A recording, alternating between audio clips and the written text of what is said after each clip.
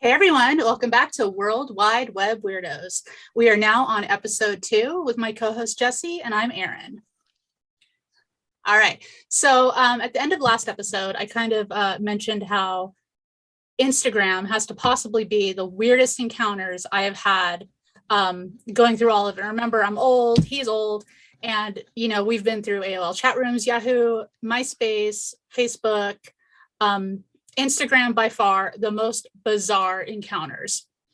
So I'm going to kind of tell you guys a story. He was involved just as an outsider because we are friends on social media. So he actually, the only reason why he knows about this is because the situation I'm going to talk about with the bizarre behavior is one thing this person would do is, go on the people I'm following. And I follow like maybe 100 real life friends, just people through all walks of life, and then 50 celebrities. She would go down and follow the people I was following. And I mean, I'm talking about like, I would get a text going, "Hey, why is your friend following my aunt?" I mean, it was just like weird behavior, but I guess that's part of building your audience. However, yeah. I don't want people's family members. I'm not looking to meet people online or be popular online. So that was just odd behavior. But so I remember you saying, "Who is this? What does her name mean?" Right. Yeah, it's a weird ass name. I was like, what the fuck does this mean? I don't even remember what it is now. Yeah. So, all right. So this is kind of a complicated story. My friend Ashley was on a show called Stalk of Love in the mid to late 2000s, or no, like 2007-8.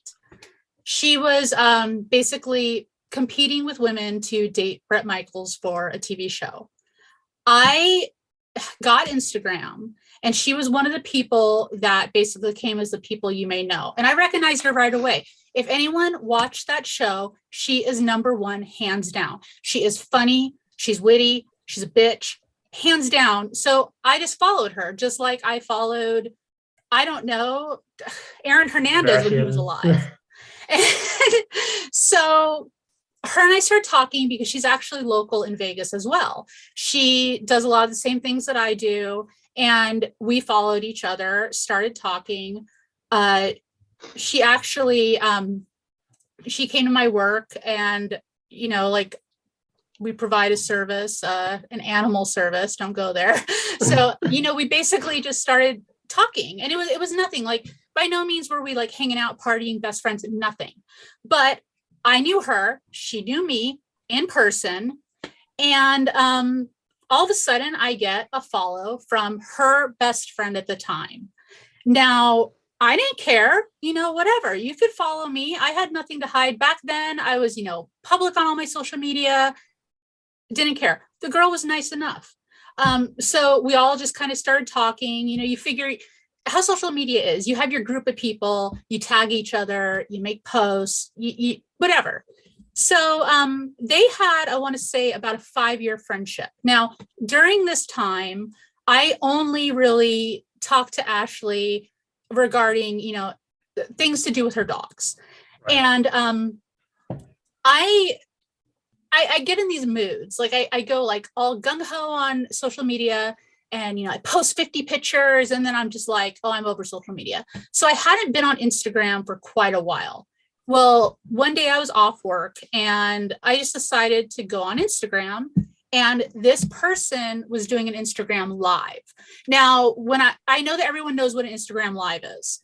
You usually see, and especially during the virus, so many influencers and celebrities were going live, and this girl was live. So I'm like, whatever. I don't know what I was doing that day, sitting there. And she was kind of making subliminal like remarks about this, no longer this friendship. So I sent this girl a message, and I'm like, hey, I'm sorry, but I've been out of the loop. Are you and Ashley no longer friends?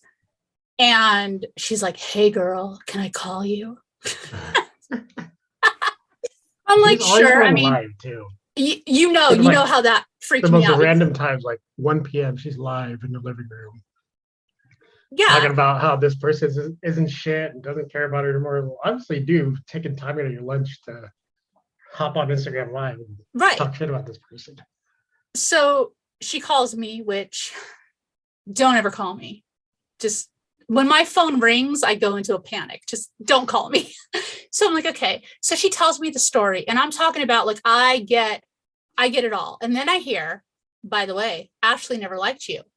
Ashley thinks you look like a donkey. She says your eyebrows are ugly. She thinks you're fat, but she thinks you've got really nice skin. I mean, it was just like really weird. So I'm like, okay. So I got hurt just because I figure, I took care of this girl's dogs, at my work. And I mean, if we'd run into each other on the streets, because Vegas is pretty small, we'd hug. Yeah. So it did hurt my feelings. I'm going to say that. Like, it was just like out of nowhere. I'm like, okay, why is this girl talking to me, whether it's, in person, online, through text? But she said all these things, and a lot of them were about my appearance. So being a normal human being, I'm just like, oh, screw her. Right. So then this girl wants to hang out. And I'm like, whatever, I mean, I've got a few friends in Vegas, but I was like, sure, I got nothing better to do. At this time, I was only working like 4 days a week. Yeah, let's go thrifting, because obviously I, thrift for vintage toys. So I was like, let's go thrifting. Well, then she starts taking like pictures of us, like everywhere. And there I am, not thinking. Well, she was uploading them online to show Ashley that I'm now her friend. Yeah, like, I pirated your friend. Right. So then all of a sudden I'm viewing Ashley's story, and she's got like a picture of scissors, and she's like, I'll cut you out of my life like you were nothing. It was me. She deleted me. I'm like, really? So then I'm just like, I'm really salty at this point, because I didn't do anything to this girl. I'm hearing all these stories, from this girl, and I'm believing it, because I mean, it all meshed well together. Right. So usually when two friends break up, there's always dirty laundry that airs, so it's believable. Right. So, I was absolutely gaslighted. I am a victim of gaslighting, and it blows my mind, because, this wasn't a guy. This wasn't a significant other. This was somebody who made me believe that this person that I was cool with just was going out of their way to like talk about how ugly I am. And I'm just like, whatever. So then, like you touched on the lives, she was always going live all the time. There was a small group of us. All of a sudden I get jumped into a group chat. That's another thing. Don't put me in group chats with strangers, no less. Right. And these are all people that, come to find out, she was telling them the same things. Like, that girl, Ashley, she sent your profile and she thinks you're gross. Ashley doesn't like you, blah, blah. And I'm just like, there's probably about, I'd say 10 to 12 of us. And I ghosted these group chats. I would just put like no notifications, because it was annoying. And then they started getting personal. Like, girls were sharing recipes, and other girls were saying how they just ripped their IUD out. I mean, it was really freaking weird. Then like a real life Mean Girls. It was, and that was our burn book. And I talked so much shit about Ashley. I mean, I was salty. I was pissed off, because I'm just like, I didn't do anything to you. And so then, so these group chats were on Instagram, which, whatever, I don't even check my Instagram messages. I have so many freaking requests from men in India that I don't even want to go down that whole freaking tunnel. So I don't even check them. So just like, whatever. When you put somebody on restricted, then you don't even get it into your main folder. So I was just like, whatever. Well, then one day, all of a sudden, I look at my phone. I've got like 35 messages, and I'm in a group chat on my phone. Well, right there, I'm freaking out, because now like 5 people have my phone number. I'm like, what, and then somebody in there had an Android, so I couldn't leave. I was trapped in this group chat. And it was just the same thing. It was just, like Mean Girl stuff, which I'm not going to deny it. I was taking part in it. But the same sense, I was tired of it. So it was just kind of like, I would just chime in with like a funny thing and then I would leave. Yeah. But then, like when I was in person with her, or this other girl who's local was in person with her, she was talking bad about us to each other. She was keeping us separate. So it's like she brings us all into this group chat, but then keeps us separate. Another thing of gaslighting. And I kind of just, I call her an energy vampire because I didn't feel good around her. I really tried. I didn't feel good going out with her. I didn't feel good talking to her. I don't know, I'm not going to diagnose her. I'm not a doctor, but That's the vibe check. Yeah, it's no good vibes, bro. no, good I vibes. mean, God, you have good vibes only, but the illnesses started, and it was like one illness after another. I know that you messaged me about one of them because you were like, what the fuck? Why is this all over Facebook? Yeah. Yeah, she like lost a boob or she had an amputated titty for, I would assume, breast cancer or something. Like, well, why would you take out just one? Well, the story with that is she did not have breast cancer. And I lost a grandmother to breast cancer. So me knowing that she did not have it, but she was portraying that she did, that pissed me off because I'm just like, I mean, that's like a huge killer of women, I hate to say it, but my age and up. And she never once said, hey, I have breast cancer, but she was posting paintings of women with one breast and like hashtag this is my life now. Yeah. It's not funny, but it was funny because it was fake. And then she would post like breast cancer awareness, and it wasn't even October. And I got so many messages like, oh my God, like she has breast cancer. And I'm like, no, she does not have breast cancer. Like I was out with her on Monday. She does not have breast cancer. And then all of a sudden it would like disappear. Then she had like rosacea, like where your cheeks get red. And she was posting like skincare products, like hashtag this is my life now. She would go live and, talk about her life now. And it was just weird shit. So didn't at one point she tried to, was she in a walker or something, or? That was after my accident. Okay. That was after my accident. And so yes, she was. But so basically, I'm trying to think when this was. I want to say January. So I connected with her September 2018, worst month of my life. Like, never forget that year. Biggest mistake of my life. I'm just gonna put it out there. I don't care if she sees it. Biggest mistake was meeting you in 2018. But so January of 2021, my best friend's dad, he got the virus.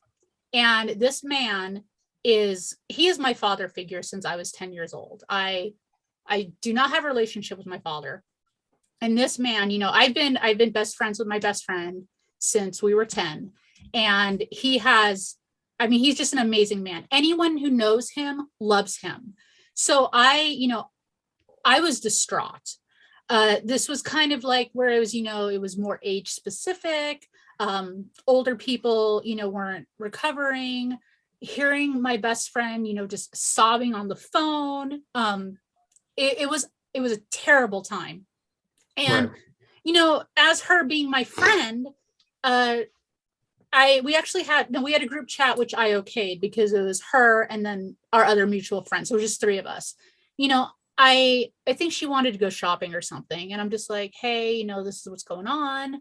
I'm really worried. I've already talked to my work. I might have to just jump town, like, because, my friend and her husband, they're going to be there for her father. And I was willing to go out there, and there was still homeschooling because the schools were closed. I was thinking like anything I can do. go out there and homeschool her child, babysit, whatever. Yeah. And of course, I mean, even though I couldn't have seen, her father, I wanted to be there. It still just gets me so sick thinking of this. So I was kind of telling my friends, and this girl, not once asked me how her father was. It was like it was like my messages weren't even getting sent. And I mean, I was consumed by this. And so it's like, I was talking to this other girl about it. And I mean, this girl who we're not even close, but I mean, she's a friend, every single day asks me about my best friend and her father every day. Doesn't know either of them. But remember, this girl was on her lives and tagging me in photos that I was her absolute best friend, but she couldn't even, ask me about the situation. So yeah, she made it seem like you guys are joined at the hip. Right. And and I'm not saying I never play victim, but the fact that she just disregarded, didn't care, dismissed it, that was just kind of that was the biggest red flag for me, because anyone who knows me, including her, knows that my best friend of 33 years is my sister. I will do anything for her and vice versa. And I don't know, I guess I just stepped back, Well, then I wanted to go to Fashion Show Mall. That's my mall because I live by the Strip. And we go to the mall. Now, remember, on her lives and her Instagram, she portrays this bougie, my husband makes so much money lifestyle. Yeah. So we go to Dillard's, and I'm buying Estee Lauder crap for my face. And it's like, this stuff's not cheap, And she's hitting up the sales lady for free samples. I was mortified. Are you kidding me? And then I'm like, well, fuck. So then I start buying more shit. I left there with $350 worth of face cream, because I'm like, she had a whole bag, a fucking bushel of face cream, samples. And I'm like, and so that was another red flag. I mean, that's a shallow red flag, but that was just another, what am I doing? So I'm out shopping with this peasant. I felt that way. I really did. But so then the virus and news and all this stuff was coming around, and I chose, I don't care. I chose to refrain from getting the preventive maintenance for this for the time being, because one, I am going to say that I'm a former vaxxer. It has nothing to do with political reasons, but I'm very conscious about, the last 10 years of what I put in my body. I don't drink, I don't smoke, I don't do drugs, I don't smoke weed, even though whatever, do you if you do. I cook dinner every night, I eat healthy. So my whole point is just what I consume into my body. Well, she did not like that, and she can deny it, but I have receipts.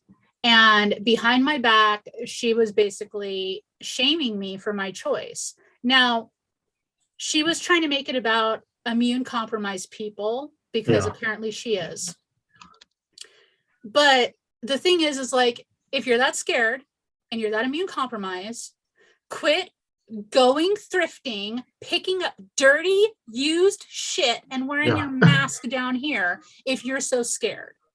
Because I'm going to tell you, my clean ass that has washed her hands since 1980 or whatever is not the one transmitting this. And she was shaming me to the point where, how lives work. It's when you're on the Instagram live, it'll say so-and-so's joined your live. Yeah. Well, all of a sudden, she starts going on this whole rampage about makeup and cosmetic things. And basically, and then there's these people that, won't get a life-saving antidote, but they'll put Botox in their face. Like, okay, first off, that shit has been around for decades, okay? And it is localized. It's not going into your bloodstream. And I'm just like, wow, I wonder who this is about. Gee, okay. And it's one of those things, you know, because she can't splurge on those things because she doesn't work. It's one of those things like, I can't have it, so I hate it. And I'm gonna, you know, make it sound bad. So I just ghosted her. I just blocked her on everything. And she called my work. She left a 4-minute voicemail, which I still have. 4 minutes. 4 minutes. But then she turned it around that I'm a weirdo. And it's like, why were you pursuing me? You called my work, you left a voicemail. And it was just, it wasn't very mature of me to not be like, you know, hey, these things have been bothering me. But it was such an abusive, one-sided friendship. You know, I was just sick of it. And so I ghosted her. And I was so sad about what I did to Ashley, even though Ashley never heard what I said about her. It was eating me up inside because I was only saying these things because of something that was supposedly said about me. Yeah. And at the end of the day, if Ashley thinks I'm ugly and stupid, why do I have to hate her? You know? So I reached out to her and I apologized. I was lucky because she was just like, you know, thank you. We are fine now. She's totally thriving. She's got a few shows and projects going on right now. I'm so grateful that she took me back, basically. But I know, right? I know like you. The runaway child. I know you looking at both of them. I know which one you would choose to want to be friends with because I know your feelings about them. But yeah, it's the one you could just tell she's just propping herself up to be something she wasn't. Like she'd be in the driveway, like, oh, these are all the cars I own. And yeah, I think it was like 3 cars or some shit. Right. I'm like, there's 2 people who owns 3 cars. Like, well, and then it's not like she had a Maserati.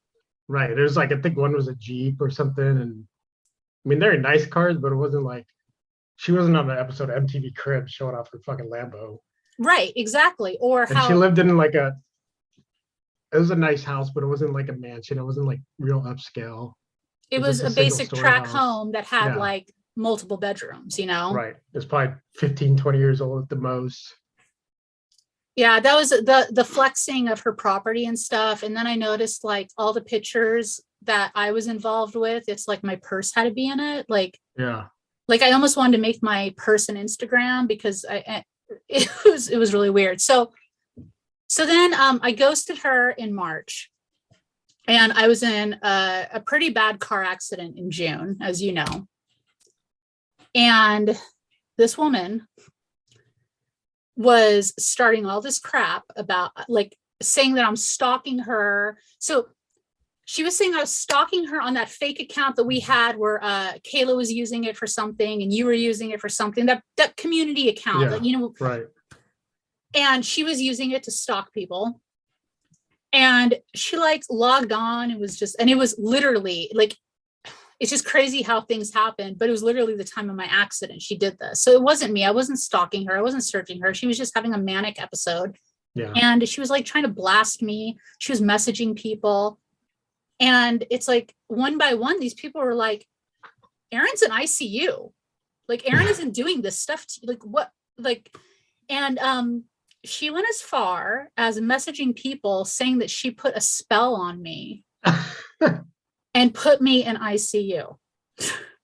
I mean, it, you know, and then the walker. So we all know that I couldn't walk for quite a bit of time because I did have some serious injuries. And all of a sudden she's taking photos with a walker. Like, I don't know what happened. I don't know if she like fell on her slippers or what, but she is now a witch and disabled.